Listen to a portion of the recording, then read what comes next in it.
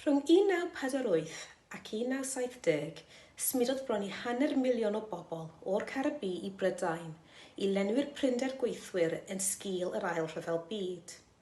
Daethant i weithio mewn diwydiannau fel y gig a British Rail, cael chwarae rhan hanfodol yn y dasg o gadw gwasanaethau allweddol ar waith.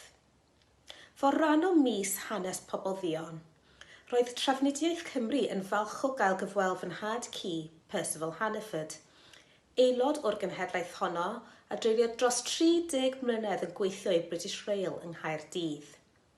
Yn ystod yr amser hwnnw, chwaraeodd rôl allweddol i wneud yn siŵr fod y rheilffordd yn rhedeg yn ddiogel ac yn ddi-drafferth. Fe wnaeth lawr o ffrindiau a magu teulu yma, a wedi bod yn balch o fod yn rhan o'r gymuned yng Gaerdydd. So, thank you for talking to us today. Yes. Really nice to hear about your career on the railway. That's good. So can you tell us a little bit what life was like back home in Jamaica? What was it like there, and what sort of prompted you to come to the United Kingdom? Well, my main aim come to Britain when we were in Jamaica that is in 1959, 58, 59. It was a thing on the radio each Sunday afternoon, and majority of people used to listen to that because it said on there, if you want to go to Britain, listen to this program, and it tell you all about Britain, where is the good part and where is the bad part, and there is lots and lots of jobs available. So I used to listen to that, and one day I said to my wife, "That's a good opportunity, let's go to England." And she said, "No, we can't afford it." I said, "Yes, we will." I was working then, and then prior to that, the firm I was with said they gone out of business, so we all have to find alternative employment. And my alternative employment was to go to England. I said to my wife, "Write a letter to a brother you have in England and find out what the situation." He did reply to us, "Come to England if you want, but it is not a bed of roses." I take up the offer, and within the next 6 months, we were in England. Saying this, having a couple of children, leave them with our parents, and away we went to England. And come to England in 1961, 62. And in the ending of 62, I find employment, and the employment was with British Rail. And when I started British Rail, I went with British Rail as a guard. I did not like the guard job. I went as a shunter, and from shunting, I love it. Yeah. And I started as an under shunter. I step up to head shunter. When it is head shunter, all the responsibility is yours. The responsibility is to prepare a train from one part of the country to the other, and from England all over Europe. It's your responsibility to know where those wagons are going. So when you came over, did you know about jobs on the railway before you came over, or was that something you found out about after you came here? When we were in Jamaica, we only see trains, but never work with trains. Yeah. But when I come to England, I learn to work with trains. Never encounter with trains in Jamaica until I get here. When you came over, was there anything that you thought you might want to do? No. That was my last resort. Yeah. Because they told me it's an outdoor job. Yeah. And I didn't like the cold. No. So it was hard to come over to a really cold country. Yes, yes. Yeah. I never liked the cold because when we started, it was in the snow, and it was 1962. I can tell you, it was frozen solid. the river Taff, you could walk on it from up back where, if you like, right down to the end where you stop. You could walk, practically walk, because you wouldn't sink, you wouldn't break the ice. It's frozen It's solid. solid frozen. So you say that the cold weather was really hard. It was rough.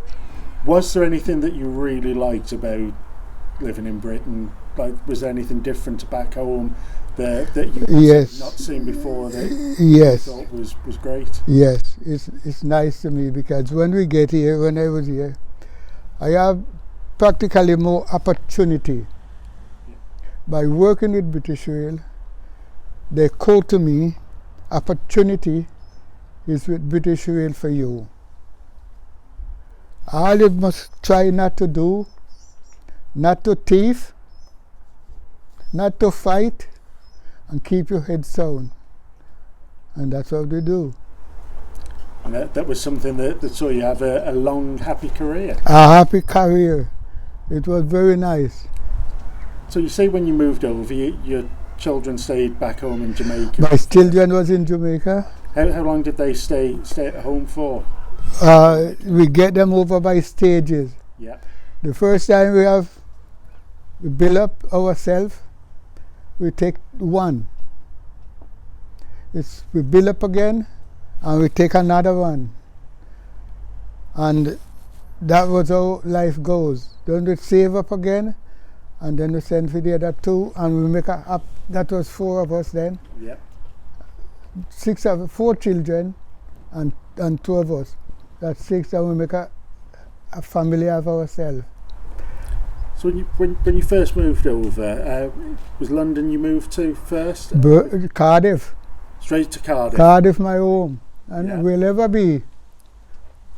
And was there any reason you sort of wanted to go to Cardiff in particular? Or? My wife, brother, were living in Cardiff, and he said to us, "Come to Cardiff. Wherever you are, come to Cardiff." When you came over, was it straightforward to get a job and to find a No, home, or was it no. really difficult? No, it was difficult, very difficult, as a black person. Did you find that? But when I advertising was a paper used to sell in Cardiff. They call it Echo. It's used to buy for 3 penny. Yeah. Three halfpenny. The one we call 1 pence now. Yeah. And that was used to carry all jobs. Any kind of jobs, it always, that's a paper for jobs. And my brother-in-law said to me, "Get one of those papers and look in it. You will find plenty of jobs," which I did. See this advertising at British Rail?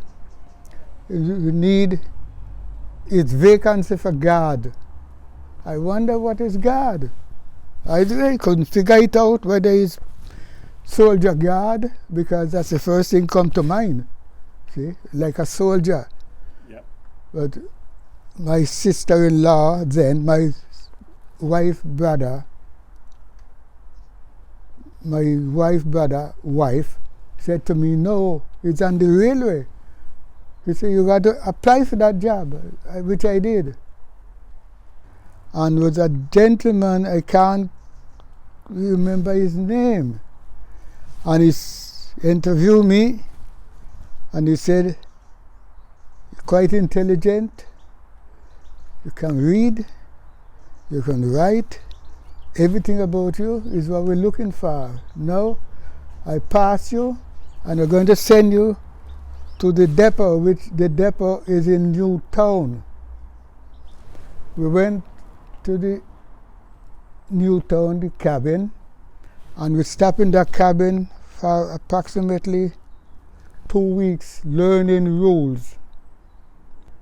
And then we pass the rule and we go back to the depot for a proper learning. So when we learned, they pass it out as guard. You say there were several of you sort of learning to be guards at the same time. Yes. Were you the only person from Jamaica that was No. Yes. guard at the time? Yes. One bloke was 2 Jamaican. Yeah. And that keep us together, you know. So there was, I think, about 2 Pakistan, two Pakistan, some other West Indian fella, but we were 2 Jamaican. Yeah. And you know, up to today, we still be together. Yeah. All these years we on the railway, he left the railway, of course, but we still correspond together every day to day. So a friend for life. A friend for life. Even up to last Monday, we were together talking. Up to last Monday. Which is lovely to have that support. Yes. How did you find, like, the reaction was to you coming over to here and sort of fitting in and sort of working in the area? Was there any resistance, or did you let me go back to any you. hostility? No, let me go back to you on the railway. Yeah. Take you back to where we want to be. When we started, we go in front, but we're coming back. Yeah. Because it's a line always bring you back. Yeah. Never forget that line. It turn around and you come back. Yeah. You will come back. Now when I started on the railway, started off, I told you, we in the cabin and we learn the rules. That was fine. And I get back in shunting. It was very nice. Learn shunting, senior, under shunter to senior shunter, taking over, prepare the train, do everything like that. But when I step back, it was great. We lived together as a family. There's no bickering, no nothing. I'm talking about what I know what they want. If there's any racial prejudice, yes, Yeah. and anything like that, was nothing. Which is lovely, isn't it? Was nothing. Nothing trouble me. So I can't go that way at all, because all the fellows I met with, whether they be white, whether they be black, we get on just fine. And that's a really nice story of saying earlier about what a big family the railway is and how everyone Yes. sort of pulls together. Yes. So you're saying about, like, it was hard for you as a guard because there was no set hours, it was sort of different shifts. What were the shifts like as a shunter, and what sort of things? 3 shifts. 2 o'clock in the afternoon to 10 at night. 10 o'clock to 6 in the morning. 6 in the morning to 2 in the day. Circle, it's a cycle. And that was good. Yeah. Were there any jobs on the railway that you'd have liked to have done other than shunting, or was shunting sort of the thing that you were happiest with? I can't think of any, because I do all the jobs that's known, see. Yeah. I'm quite happy with them. So, you know, that's a nice way to be, isn't it? Yeah. To be happy in your work. Yes, I happy right away through life. Well, not me alone. We used to say, it's better to be in one home. Yeah. We used to use that word, see, because we used to get to work, and we used to get there even before the shift started. And we can meet the other shift that going off. And if we had anything to talk to you about, you know, you sit in the cabin and we joke about like school kids. That's what we were, you know? Yeah. And he's gone home and we gone to work. We get in the cabin and you get your orders and you know what you got to do. The inspector will call you and say, look, Percy Hanniford, come in here now, it's time to come on in. You get in and you run in and say, what's going on? And he gets big sheet of paper like that, see? A big sheet of, he said, oh, this is what I want you to do. I want you to do this. This is this and that you gotta do. This train is going tonight. This one is going tomorrow. This one is going. You have all that set out in front of you. What you gotta do? See? When you call your mate is to you to an engine. It's a diesel engine. The diesel is a diesel engine. I would be in charge of that engine, and the driver. It's my responsibility to take him out of danger and to see till the shift is over. Yeah. Yeah, so there was a lot of responsibility on you. It is a responsibility. Yeah. So you worked a lot with freight, and obviously this is a very industrial sort of part of the world. Did you see a lot of change as well then with like closures of the coal mines and did yes. you see work sort of change then as those lines started to close down? Yes, you see a lot of it because we used to work, as I mentioned to you, in Newtown. Yeah. And then when the changes come about, all the mines from up the valleys, there's a couple of them, I can't remember the name of them now, there's a couple of collieries that used to send all the coal into Newtown. And when those mines are closed, then those trains stop run. And then we, British Rail, close Newtown and go to a place not too far and called tidal siding that is in Tremarfa. So when those sidings close, we all move over to Tremarfa, which is less than. Yeah. Smaller sidings. Smaller sidings. And less work. And less work. So what sort of work used to come through tidal sidings? Was it just coal, or was there coal? Lots no, steel.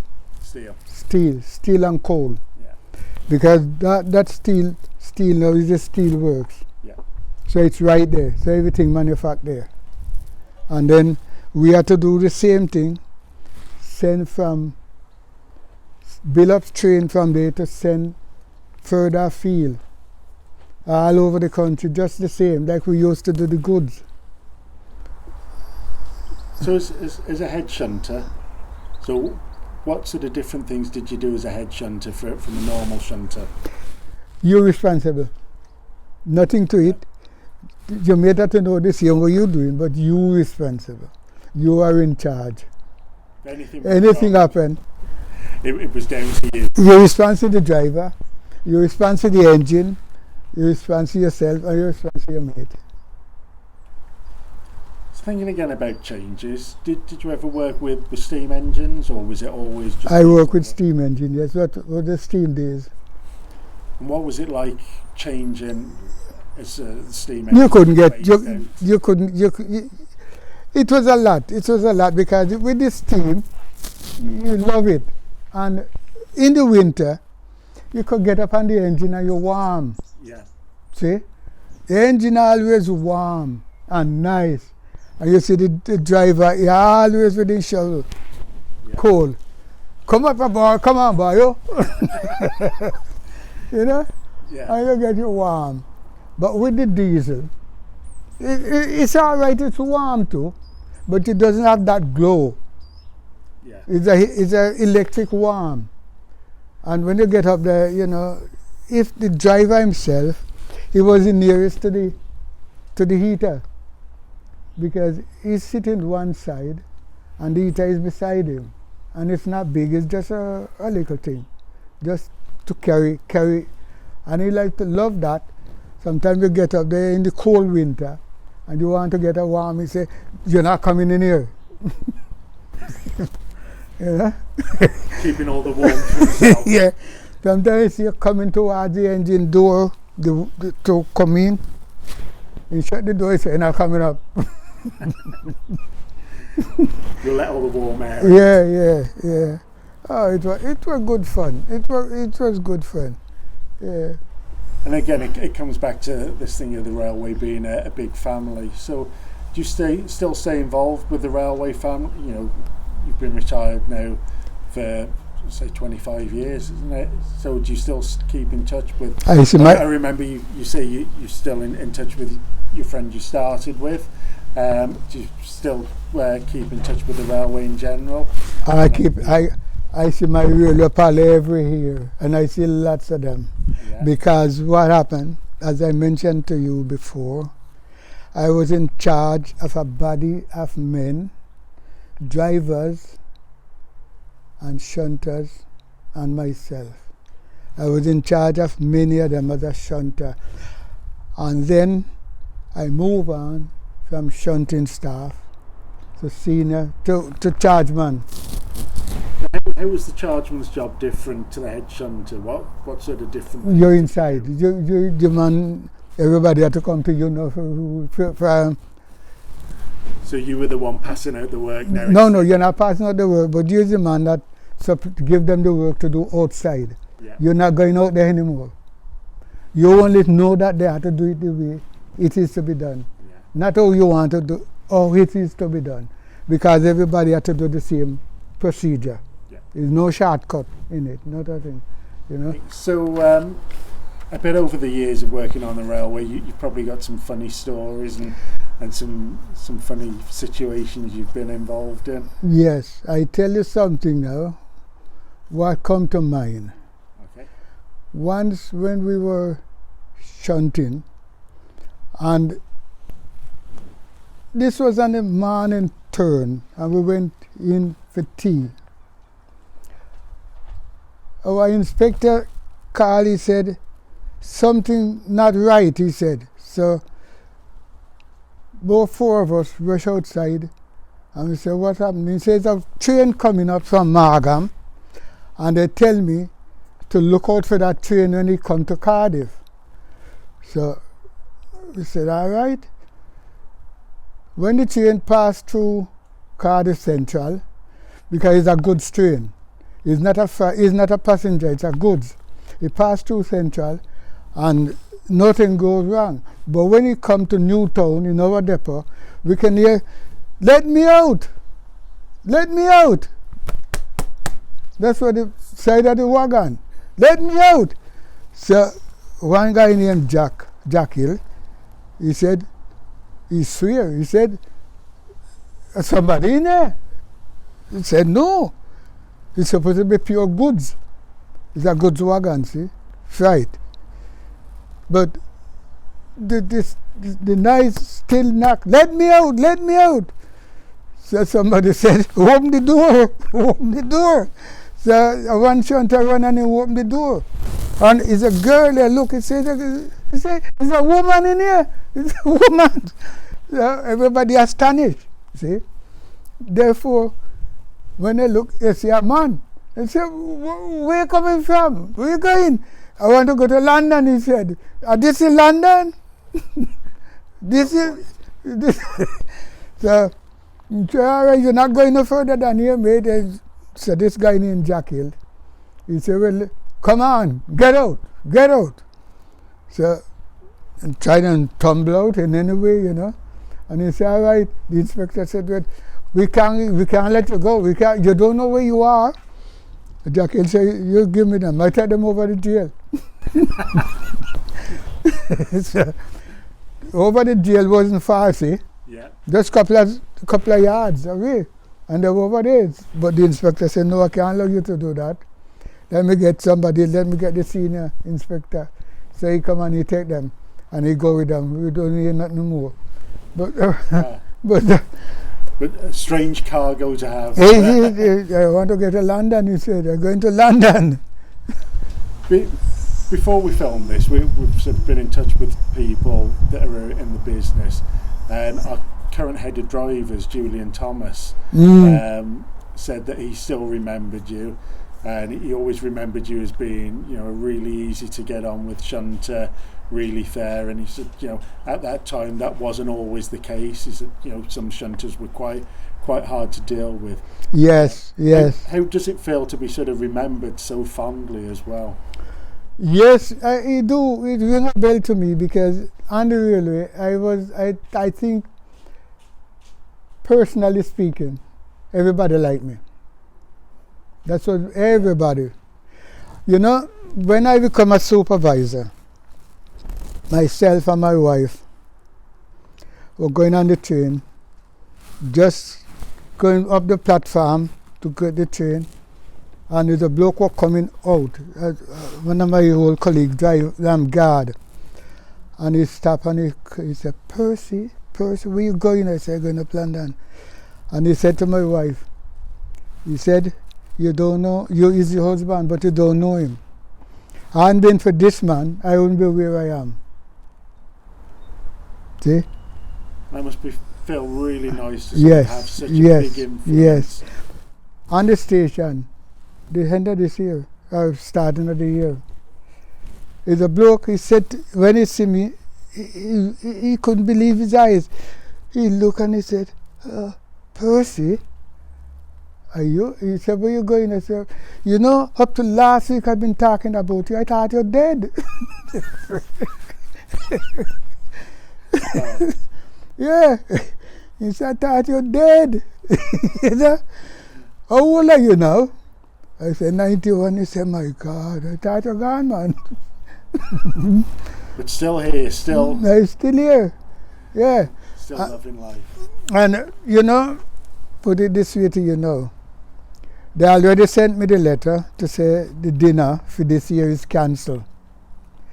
You know, from I leave British Rail, they're all with me, and I am all with them. Yeah. One year, I was going on the train, and he's a good guard. God, he come up, he know me, he said, listen to this now, listen to me and you now. I said, what you up to now? What you up to? He said, you sit there and don't say anything to me. I come along, seeing like you're doing now. And I won't say anything to you. And I sit there and he told me and a wife, and he come and he said, marking tickets, see? Checking ticket. Come around. He asks you, ticket please, you show me ticket. Ticket please, I show him. He come to me, ticket please. I sit like that. Ticket please. You know? As everybody look now, you know. Oh, you say, I said, I have got a ticket. He said, well, you're not riding on this train. You know? Kind of a fun. See, it's all those kind of, you know, have fun along the line. It's a good, fun career, isn't it? Yes. I suppose there's a lot of people just starting their railway careers now. There's a lot of new jobs coming up for people. What advice would you give to anyone that's starting a career? Well, like I do. Just carry on the job. Make sure they do the job correctly. Yeah. If they don't do the job correctly, you haven't got a job. Because railway is not a job for you to play about with. It's dangerous and it's life. Yeah. So every time you step there and you cross that threshold is life. Life involved. And not you alone. Yeah. Not you alone. You got to be very, very particular. You're responsible for you and for everyone else. Yeah, everyone. Yes, yeah. You can't be too weak and too careless or don't do this or don't do that right. You got to be perfect. The main thing is being able to come home at the end of it. Yes. As I said, do your job. Yeah. And make sure you do it properly. And success will go along. And happiness. And happiness. Because I personally started down the bottom.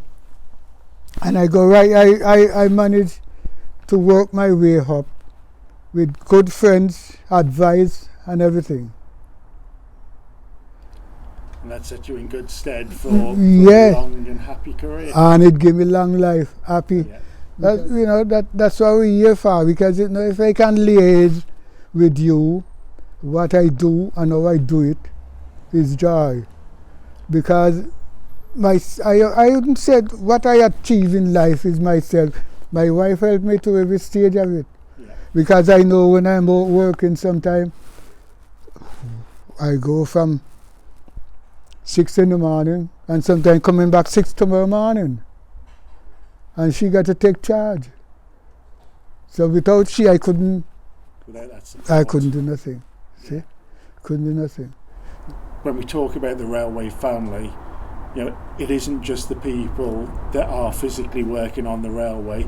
You know, your family becomes part of that railway family. Yeah, you do. And it extends out. That's right. Without that support there, the railway's a lifestyle, isn't it? It's not just a job. No, it is good fun. It's everything. Yeah. You know, some people will start and they don't like it, and they're gone. Some may do a year, 2 years, some may 10 years. But I done 32 years. You know, and I try to work to the ability as I can. Yeah. Show every part, every interest in everything I do. That's the thing. If you're interested in what you do, then you enjoy it. Yeah, that's what carried me through. Yeah. That's what carried me through. So if you could do it all over again, you'd make the same choices. Same choice. Yeah. And come out triumphant. Yeah. I think that's a good message Yes, for all of us. yes. Well, thank you very much for talking to us today. It's been really interesting to hear about your 32 years on the railway. All right. And some really lovely stories there and some really good messages. So thank you very much for telling us all about them.